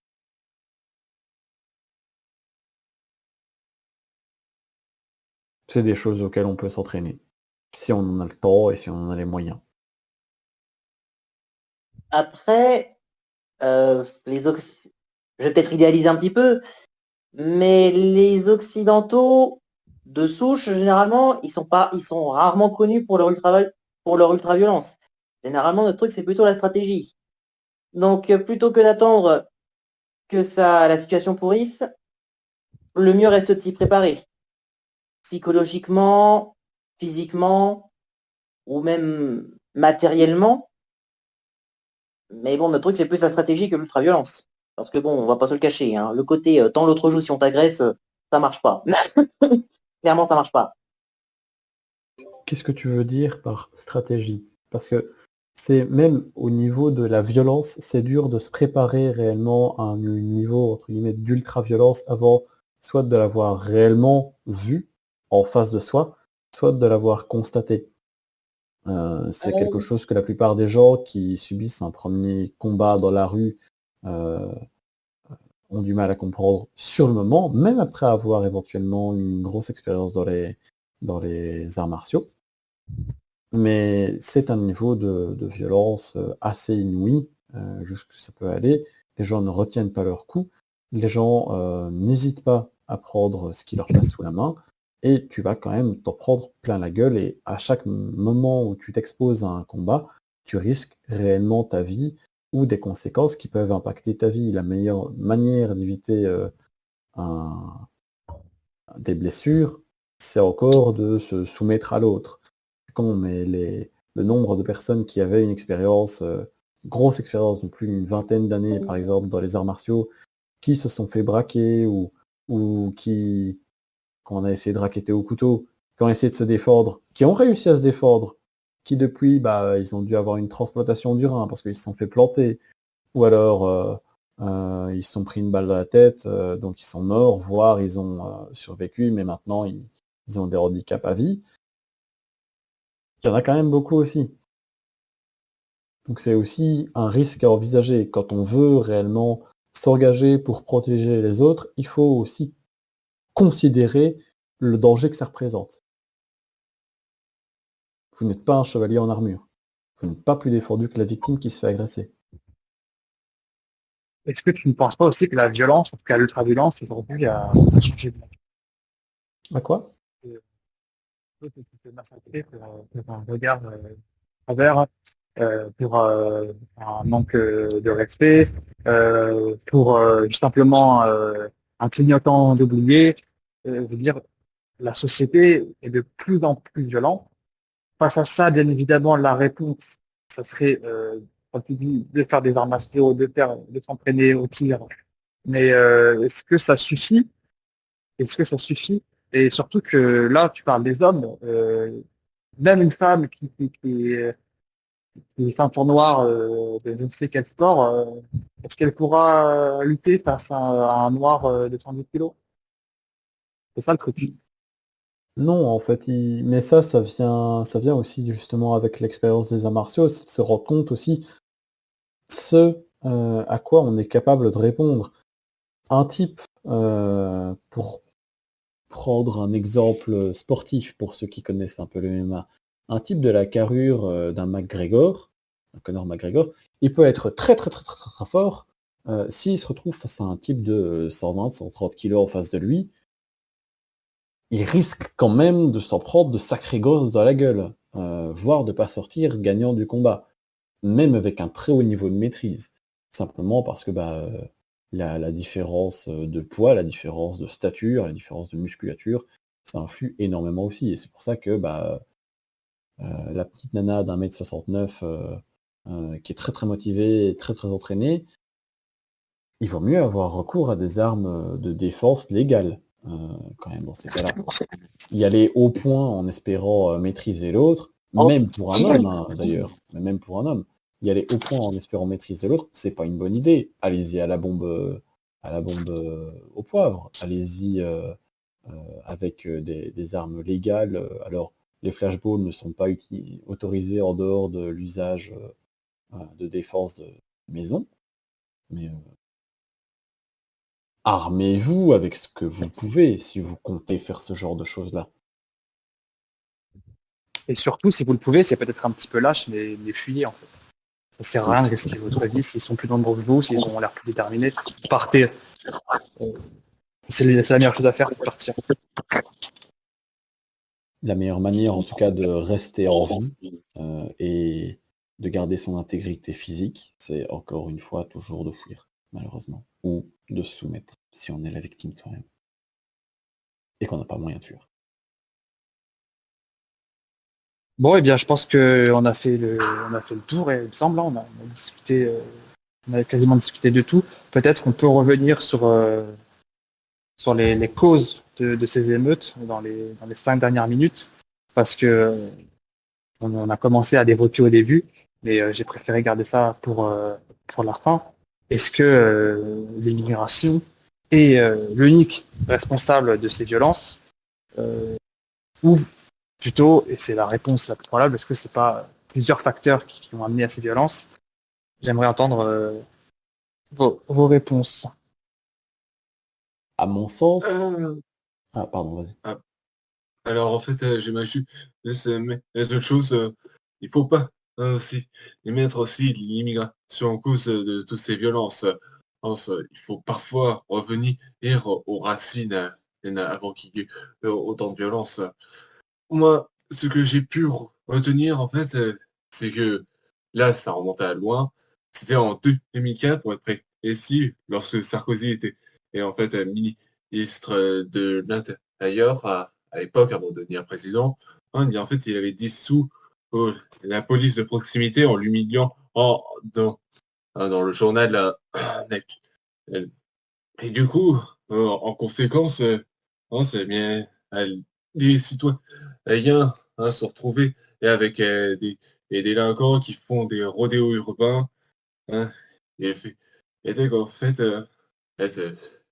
c'est et aussi une partie de ce qui a conduit à leur sauvagement. Hein. C'est juste en fait pour mettre un petit détail en fait, parce que là il faut aussi parfois revenir aux racines de comment on en est arrivé là. C'est tout ce que j'ai à dire. À mon sens... Oui, oui. À mon sens, oui, c'est l'immigration qui est directement la seule responsable de tout ça. Mais c'est plus compliqué que ça, entre guillemets. Je vais essayer de développer vite fait. Mais si ce contexte-là est arrivé, c'est en partie à cause des banlieues, de ce qu'elles ont créé chez ces gens qu'elles ont isolés, etc. Si ces banlieues ont été créées, c'est avant tout pour l'immigration. Que ce soit celle des Maghrébins ou des Italiens à l'époque. C'est pour l'immigration entre les années 40 et 60 surtout qu'on a créé ça. Et ensuite est venue l'immigration des années 70 qui a fini de remplacer complètement tout ce qu'il pouvait encore y avoir de blanc quasiment dans ces banlieues pour ne laisser ça qu'au regroupement national, regroupement familial, pardon, regroupement familial composé d'Arabes et de Noirs surtout. Donc, oui, l'immigration est en cause. Et elle joue, parce que sinon, ces gens ne se sentiraient pas unis. D'un autre côté, ces gens ne se sentent pas unis comme on pourrait le voir ailleurs. Si par exemple, on veut dire que c'est à cause d'une union ethnique, je pense que c'est faux. Parce que si vous allez aux USA, les Noirs se considèrent bien différents des Arabes. Ils ne sont pas à mettre dans le même panier. Un Arabe se fera casser la gueule par des Noirs, comme un autre blanc. Le truc, c'est que ici, on a des Noirs et des Arabes, notamment, qui sont ensemble. Alors, pourquoi est-ce qu'ils se retrouvent dans le même panier? Et je dirais même des gens d'origine chrétienne, parmi ces Noirs, qui ne sont pas tous musulmans, clairement, des gens d'origine chrétienne, parmi ces Noirs, et des musulmans, d'origine noire ou maghrébine, d'un point de vue ethnique. Alors, qu'est-ce qui les unit réellement, ces gens? À mon sens, c'est leur zone géographique et leur défi de tous les jours, pour prendre une rhétorique un petit peu à gauche, c'est le fait que ces gens vivent dans des banlieues, que du coup le milieu des banlieues a une influence sur eux et ils ont une influence sur le milieu des banlieues, ça va dans les deux sens. À mon sens, lancer de l'argent sur les banlieues, leur payer des vacances, faire des réparations, ça ne sert à rien. Les banlieues sont un système en France qui a montré qu'il ne marchait pas, ni en France, ni ailleurs dans le monde. Aucune banlieue à la française n'a marché. Les banlieues en Autriche ont très bien marché, mais elles sont très différentes. Les banlieues françaises ressemblent beaucoup plus au Khrouchtchevka soviétique. Il y a une bonne vidéo d'Explore que je vous sourcerai là-dessus, qui est assez intéressante. Les banlieues ont montré qu'elles ne marchaient pas. À mon sens, si on veut réellement changer le problème, outre le fait de stopper l'immigration, entre guillemets, ça fermera le robinet. Mais on a toujours une baignoire pleine. Ce qu'on évite, c'est juste le débordement. Pour le moment. Mais, pour éviter complètement le débordement, il faut siphonner la baignoire. Il faut répartir ces gens sur le territoire. Il faut soit les expulser, hein, si c'est possible, mais sinon, les répartir sur le territoire, les insérer mieux dans la vie professionnelle, etc. Et pour ça, il ne suffit pas juste de dire embaucher des Noirs et des Arabes. Ça suffit pas. Parce que personne ne veut embaucher quelqu'un de cité quasiment, à part quelques patrons gauchistes. Mais si vous allez réellement dans le milieu socio-professionnel, c'est déjà assez dur quand vous êtes un type lambda, bien diplômé, etc., d'être embauché. Alors mettez-vous à la place d'un type comme ça, qui n'a pas forcément une bonne éducation, qui a peut-être pas réussi son bac, parce que de toute façon ses grands frères leur ont tous dit que le bac, tu l'auras pas, et de toute façon, qu'est-ce que tu comptes en faire? T'es qu'une merde, t'iras jamais nulle part. Ces gens-là n'ont aucun avenir, ou plutôt ne se voient aucun avenir, et c'est en partie à cause de leur milieu. Changez-les de milieu, détruisez le milieu dans lequel ils sont, parce qu'il est criminogène, et il a prouvé qu'il était criminogène. Mettez-les ailleurs, essayez d'améliorer leur vie, et peut-être que vous améliorerez ces gens, et que vous en ferez de meilleurs citoyens. Sinon, la situation continuera d'être la même, ils continueront de détruire leur banlieue, on continuera de donner de l'argent pour réparer leur banlieue, et ils continueront de la détruire. Encore parce qu'on n'aura toujours pas résolu le problème. Si je puis me permettre, alors perso, je rejoins un peu l'idée, comme disait Zemmour, l'immigration ne crée pas les problèmes, mais elle les aggrave. Mais je suis d'avis que l'immigration n'est pas le seul problème dans le cas des émeutes. Il y a déjà un laxisme judiciaire qui est déjà bien présent en France. Il y a également un problème de saturation des systèmes carcérales. Et pour rebondir sur ce qu'a dit, je connais pas ton prénom, excuse-moi, l'histoire de changer les banlieues. Alors je sais que de mon côté, en campagne, on appelle les cas sociaux des gens qui sont, pour ainsi dire, payés à ne rien faire. Et qui n'ont pas réellement meilleur avenir. Et je pense que c'est clairement un manque de volonté qu'un manque de moyens. Est-ce que toi, campagnard, tu accepterais de recevoir dans ton village, dans ta campagne, les banlieusards? Alors tu sauras que les campagnards n'acceptent pas d'accueillir les citadins en général, banlieusards ou pas. D'accord. Et c'est pas que de l'humour. Et est-ce que tu penses que d'autres campagnards, d'autres paysans, dans d'autres villes, voudront les accueillir? Je ne pense pas. Est-ce que vous avez les moyens économiques de les accueillir dans vos villages? Non. Non, clairement pas.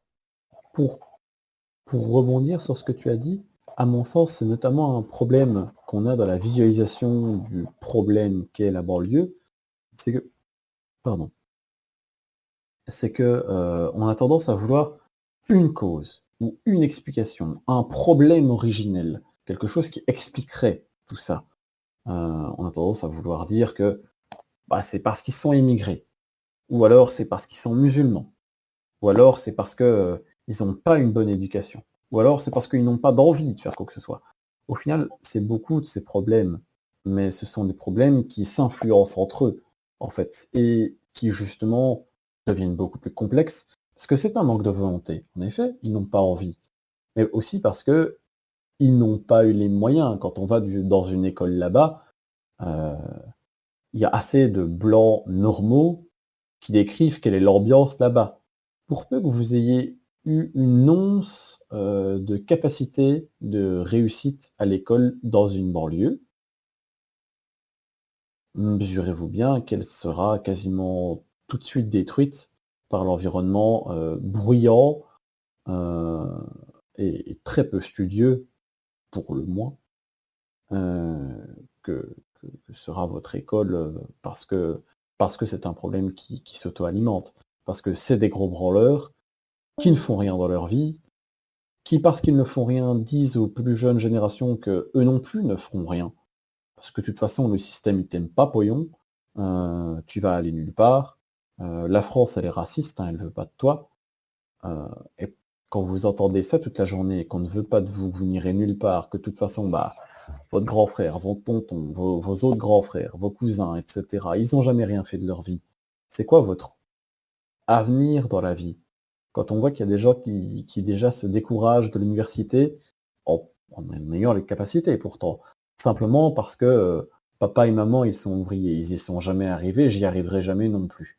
Est-ce que vous pensez que le type dans sa banlieue, à qui on lui répète en plus tout ça, et qui peut le voir autour de lui, personne ne réussit, personne ne fait rien, est-ce que vous pensez qu'il a réellement un espoir de réussir, ou de faire quoi que ce soit même de cette réussite, s'il obtient son bac un jour? Non. Et parce qu'il est comme ça, il échouera. Et parce qu'il échouera, le gosse d'après fera pareil. Alors, si je peux me permettre, j'aimerais bien réagir à tout ça. On prend le problème de la banlieue, entre guillemets, mais c'est une question d'intégration. C'est sûr que si on pouvait les intégrer à notre système et qu'on pouvait les accueillir à bras ouverts et que ça fonctionne, évidemment que ce serait bien. Mais ça fonctionnerait dans un cas où l'immigration est beaucoup moins importante. Là, on est sur des chiffres où même si on avait réellement l'intention sincère d'intégrer ces gens-là et du coup de les sortir de ce cadre de la banlieue, de ce cadre de non-réussite scolaire, de non-réussite sociale, on n'a pas les capacités de faire ça parce qu'il y a trop en fait, il y a trop de nombre. Ce serait mieux, hein, mais on n'a pas les capacités. Pourquoi on n'a pas les capacités? Pourquoi est-ce que l'État peut financer, par exemple, c'est con, mais c'est toujours ce qu'on reproche à l'État, c'est de savoir financer certaines choses, mais pas d'autres.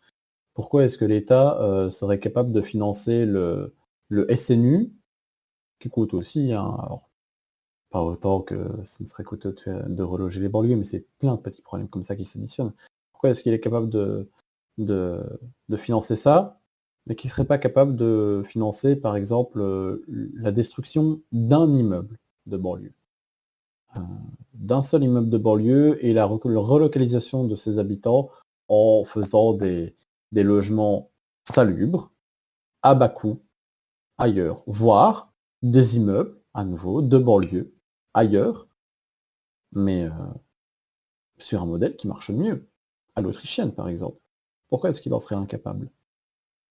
Est-ce qu'on pense vraiment que c'est juste avec en injectant de l'argent que ça va régler le problème? On ne parle pas juste d'injecter de l'argent.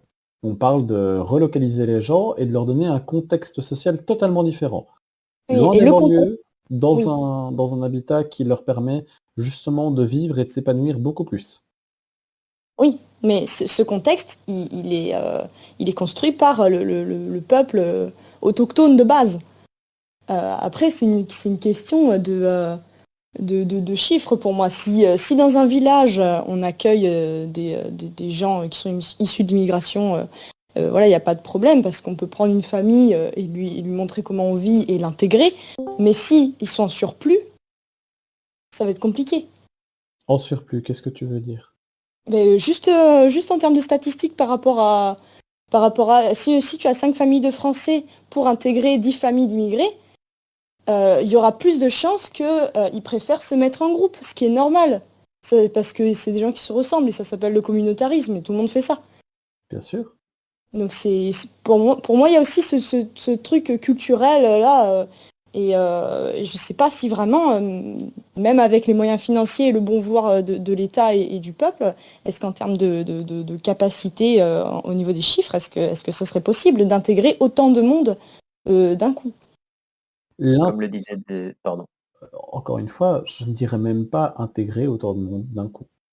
Ça se fera pour moi, si ça peut se faire, immeuble par immeuble. La destruction d'un immeuble pour la reconstruction d'un autre immeuble ou d'une autre série de logements ailleurs, peut-être même plus répartis, parce que au final, si tu prends 500 types, enfin 500 personnes que tu déloges de la Seine-Saint-Denis, tu les déloges de là, tu n'es pas obligé de remettre ces 500 personnes dans le petit village d'à côté. Tu peux les répartir dans plein de petits villages. Et une fois qu'ils sont intégrés, une fois que ça a eu le temps d'avoir un peu d'effet, ce changement, là, éventuellement, on continue. C'est quelque chose qui prendra du temps, de toute façon. Ce sont des blessures, entre guillemets, sociales, dont, ne serait-ce que sociales, la culture est encore malheureusement bien différente. Mais le social est de la culture. Ce sont des blessures sociales dont on guérit difficilement quand même, parce que ça se prendra sûrement une génération, ou deux peut-être, pour que la mentalité change. Mais il y a beaucoup plus de chances que ça change. Les rares fois que cela a été fait comme plan, on a remarqué de nettes améliorations. Surtout quand la culture des banlieues n'était pas encore arrivée chez ces personnes-là. Il y a eu quelques expériences comme ça, il me semble au Royaume-Uni, il faudrait que je recherche, où on a essayé de prendre de nouveaux arrivants, des primo-arrivants, des migrants, et de les mettre, au lieu de les foutre dans un quartier de Londres, surpeuplé, etc., de les foutre dans un petit village, avec un logement à bas coût. Et on voit que eux, ils sont tout de suite bien mieux intégrés que des gens de ces quartiers-là. Parce qu'on a essayé de prendre le problème à la racine. Alors maintenant, on se retrouve avec un problème qui a déjà bien germé. Oui, tout à À vous fait. de le reporter ailleurs. Alors, si je peux me permettre, la solution que tu proposes, par exemple, de les mettre dans un logement plus décent, salubre, je ne sais quoi, par expérience personnelle et par différents articles que j'ai eu l'occasion de lire, ce genre d'expérience a déjà été menée et il s'avère que les gens, que ce soit nos cas sociaux ou que ce soit les immigrés, ont tendance à régulièrement pourrir un appartement qui était tout à fait décent à la base. Genre, à titre personnel, mon père avait fait, dans un bâtiment qu'il avait acheté, il a refait lui-même tout un tas d'appartements et tout, qu'il a loué. Donc, on a eu des locataires qui étaient très bien. Et après, on s'est retrouvé avec, mais que j'utilise le terme, des cas sociaux. Et ça n'a pas loupé, ils ont tous pourri les appartements. Donc, le côté leur offrir une meilleure situation, très franchement, le résultat des expériences est franchement décourageant. Ouais, c'est décourageant. Cependant, ça a aussi porté ses fruits dans plusieurs études. Et en plus de ça, ça c'est pas forcément exclusif aux Arabe-coins. D'une manière, Ah oui, non, mais d'une manière générale, les pauvres ont tendance à un peu tout pourrir dès qu'on les met quelque part. C'est pas pour dire que les pauvres sont sales ou que il faut s'en écarter, mais c'est comme ça. Les pauvres gèrent mal leur argent, les pauvres gèrent mal leur logement, qu'ils soient blancs, noirs ou arabes, ça arrive toujours. Et c'est notamment pour ça qu'il faut éviter, entre guillemets, c'est comment dire, mais qu'il faut éviter d'avoir des pauvres dans sa population, donc tendre à une meilleure facilité de promotion sociale. Je pense qu'il y a aussi une question de responsabilisation. Oui, ceci dit, je vais devoir y aller. Je vous laisse. Au revoir. Bonne soirée. Bonne soirée.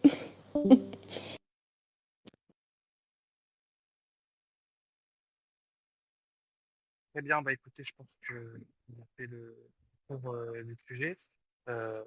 Si des gens veulent revenir sur cette idée de répartition, malheureusement, Koike est parti.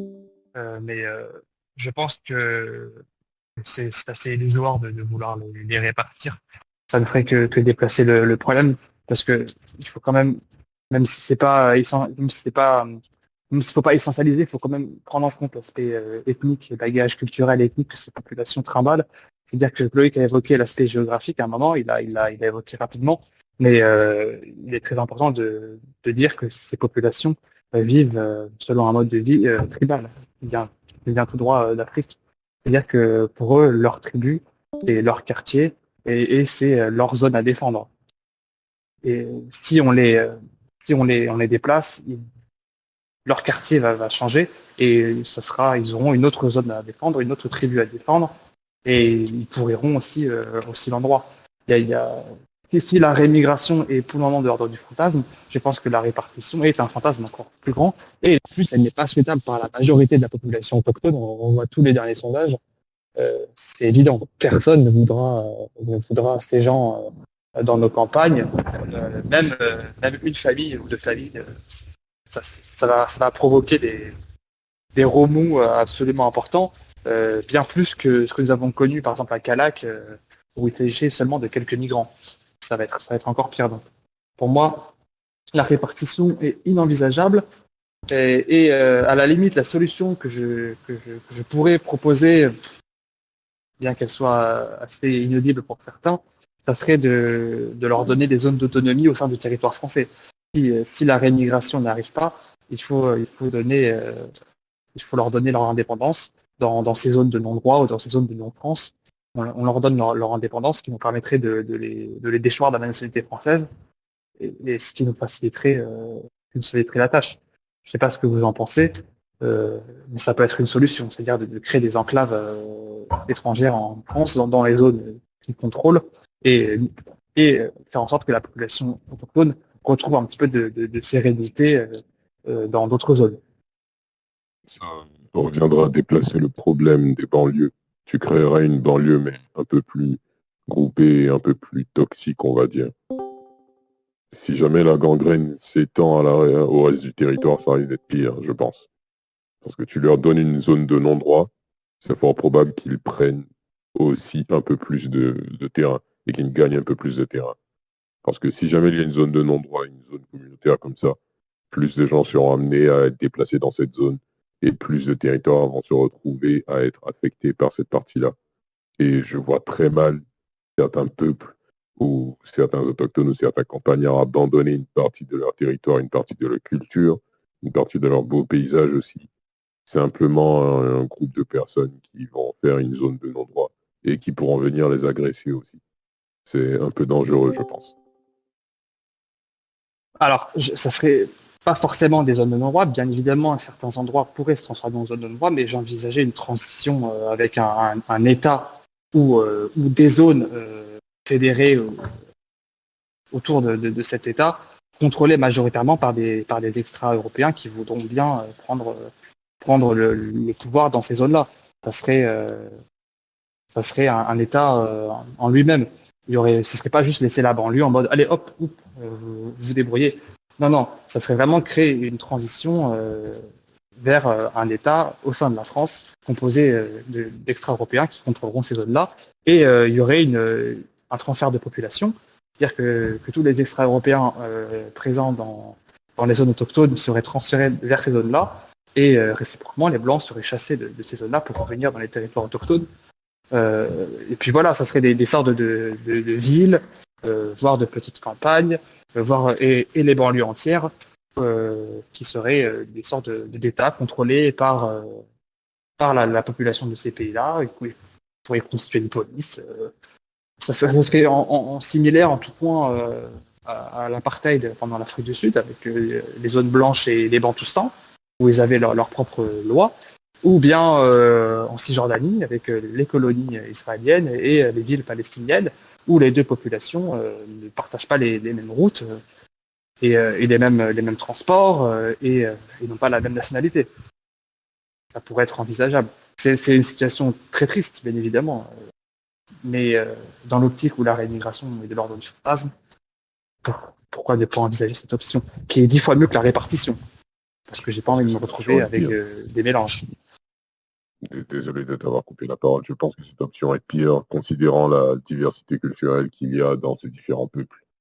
On ne pourra pas tous les faire vivre ensemble, parce que même en étant dans les banlieues, ou même en étant dans certains quartiers, ces peuples sont répartis de manière assez hétérogène.